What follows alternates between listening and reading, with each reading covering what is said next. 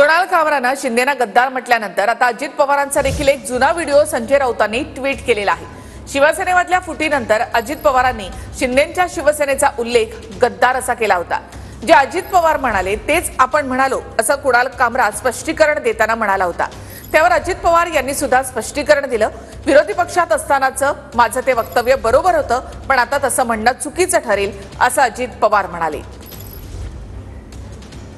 गद्दारी करून 50 खोके एकदम ओके, बारक्या शेंबड्या पोरालाही कळायला लागले 50 खोके एकदम ओके।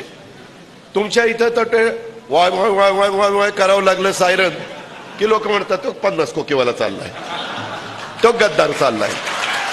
मी म्हणत नाही, लोक म्हणतायत।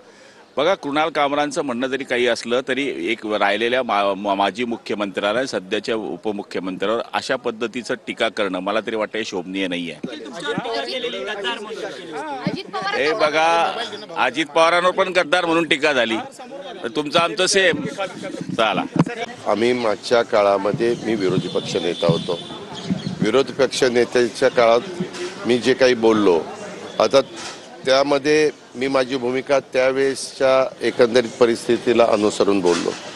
त्याच्यानंतर आम्ही एकत्रपणे निवडणुकीला सामोरं गेलो आणि त्याच्यामुळे हे अशा जर मागच्या गोष्टी कुणी काय काय बोललो, त्यावेळेस ती व्यक्ती कुठल्या पक्षात आहे आणि काय आहे त्याच्यावर वेगवेगळ्या प्रकारची वक्तव्य त्या ठिकाणी केली जातात। त्यावेळेस तुम्ही ते वक्तव्य केलेलं होतं, त्यावेळेस मग ते वक्तव्य बरोबर होतं? हो, त्यावेळेस विरोधी पक्षाची भूमिका बजावत असताना ते वक्तव्य बरोबर होतं।